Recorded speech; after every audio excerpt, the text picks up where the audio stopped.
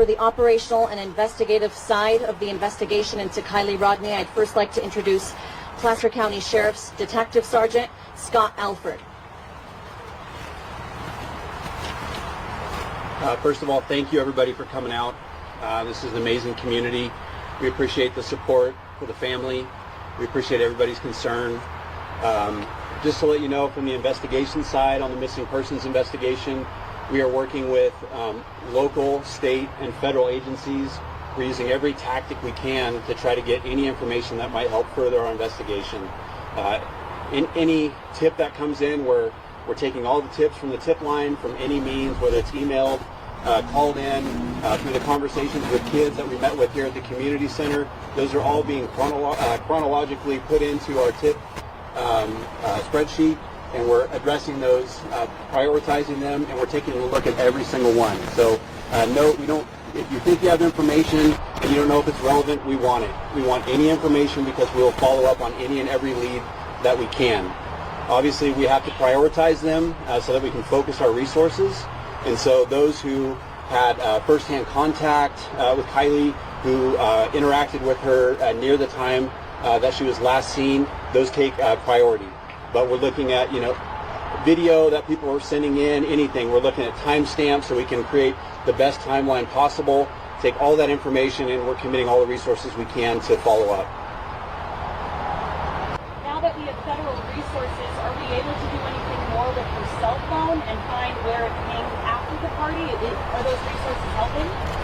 Those details are under investigation. Unfortunately, I cannot discuss them, but please be rest assured, our detectives are doing everything in their power to try and locate Kiely. Can I ask why? Sure. I'll speak to that last question a little bit. So we are working with the FBI. Right now, the last information we have from cellular data is the 6th at 33 minutes after midnight. All of the tips, and we have over 200 now that we're working, and we're getting a lot of tips that are duplicates, so that's why it's important it comes in through the tip line so we don't have people duplicating resources. But we are looking at all that information. We're having multiple different departments look at that information with different resources, but nothing has expanded beyond that timeline at this point. Can you talk a little bit more about your investigation, when people post things on social media that may not be true, how that's impacting your investigation and family? There were false reports last night that her vehicle had been located. So again, we will prioritize those tips. If something comes in and it seems like a high priority, we're going to throw resources at it. We'll divert resources to address that, to check the veracity of it, and if it ends up being a false tip, I don't want to say that to discourage people from bringing information in. We don't want you necessarily to have to weigh the veracity of the tips. If you have information you think is pertinent, send it to us. We have a lot of people that are just focused on gathering, organizing, triaging, and disseminating resources. So allow us to deal with those tips.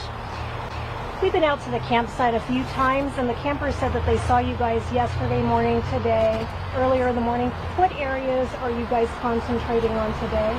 So a lot of this is going to be focused at the search and rescue effort.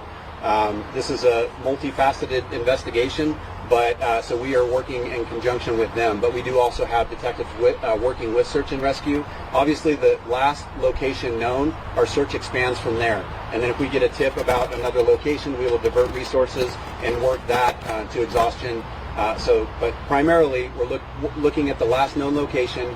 We're expanding beyond there, and we're starting with vehicles, OHVs, that are using all those resources down to foot patrols, aircraft. I mean, every resource that we can utilize, we are. And there are no surveillance cameras in that campground, are there?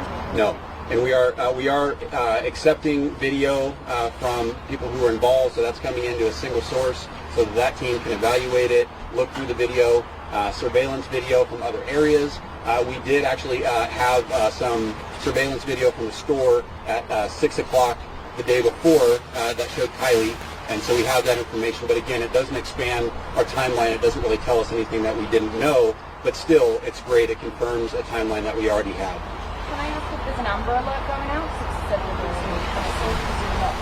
No, we've been working with the state. Currently, an Amber Alert has not been sent out, but we have utilized a lot of other resources that are even wider reaching than the Amber Alert system.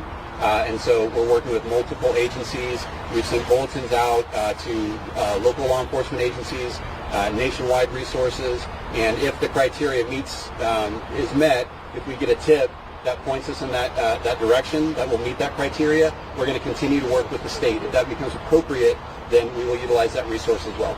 Is that the same in terms of borders being closed off, cars being checked? All those resources to be able to recognize her or her vehicle at borders or any sort of location where we can track people and vehicles, those resources are all being utilized. What kind of criteria do you need for an Amber Alert? That seems like really important even if it is at this stage of investigation. I don't want to speak to the exact criteria of the Amber Alert, but we're looking at the Amber Alert is a system for notification with suspected child abduction. Right now we don't have any evidence that supports an abduction.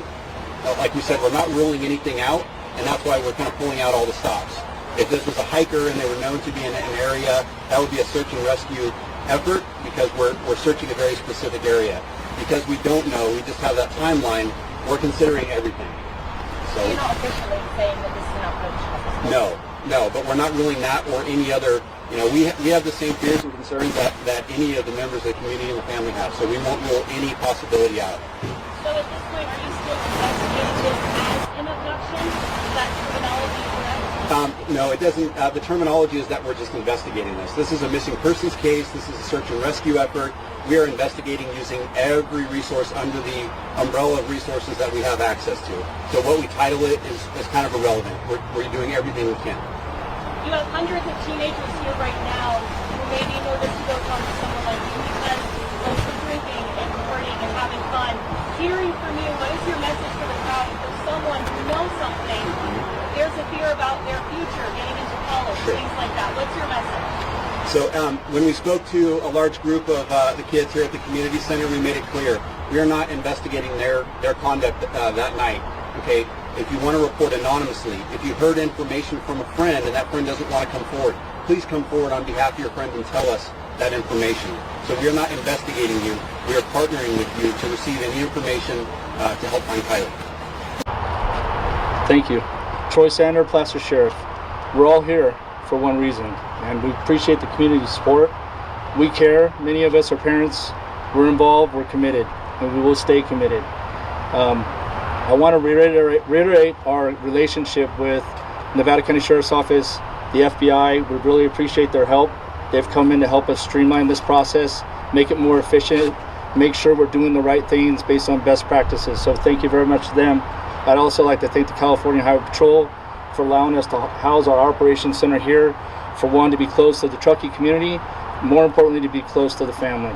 So I leave you with a point that I want everyone to know. There's a lot of information coming out there, and a lot of people are asking questions. If you have to ask yourself whether or not you should share some information about what happened, you've already answered the question. No information is too small. Every piece of information we're going to put together to build a puzzle, to continue to push forward, to allow the machine to turn. We're not going to back down. We're 100% committed, and I appreciate the community coming out here. Please keep the family in mind. Realize that when you inundate them with a lot of social media stuff that a lot of it vets out not to be true, we need you to push that information to the tip line. Let the detectives do the work. Let this family try to work through this process they're going through. So I want to appreciate, again, my partners in this endeavor, and we appreciate your time. Thank you. Thank you, Sam. Troy Sander, Placer Sheriff, on behalf of Sheriff Wu and Under Sheriff Wright, we feel the pain, we see the faces. Everything you feel as parents, everything you're going through as friends and family, we also feel it with you.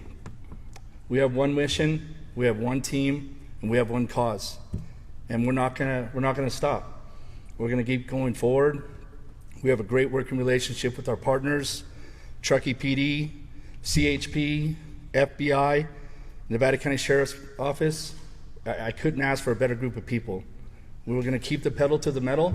And as I said yesterday to everybody that's out there, if you have to ask yourself the question, should you come forward with some information, you've already answered it. No piece of information is too small. It matters to us, it matters to the family, It matters to the cause. So with that, I close by saying, stay optimistic. Don't let it beat you. You got to fight through it. We're fighting for you. You got to stay optimistic. This community is great. Be with this family. Have their back. Thank you. So your question is how a car was parked and what cars were near it. Well, we're trying to piece all that together. We have digital evidence we're trying to recover from all the young kids that were at this party. So that question is on a list of about 1,000 others that we have that are probably equally all in your mind. As my partner said just a minute ago, if you think about it, we've thought about it, right? But we want those things shared. So when we piece those pieces together and they draw to conclusion points, we can put conclusion points together to draw inferences about what really happened. And right now, it's tough for us because we don't have a lot to go off of. So I appreciate your question, but it's an ongoing investigation and we're still trying to put all that data together. So thank you. I'd like to address real quick a comment that you made that I think is at the crux of this whole issue. When we become parents, right, we take on a lot of responsibility, and as kids get teenage years and phones now, there's a lot of complications that I didn't have to deal with when I was young. If your child tells you, or your kid tells you, look, I think I have something that not good, and there's also some things I might get in trouble for, that's risk. I would ask every parent to measure that to their loss right now and put yourself in their shoes and be courageous for them.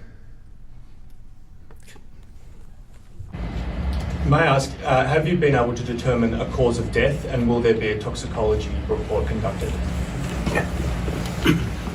The question was, have we determined cause of death and will there be a toxicology inquest? Yes. Autopsy is scheduled for tomorrow. Toxicology results generally take 4 to 6 weeks for a return on those, and at that time we will provide that back over to Nevada County. Thank you.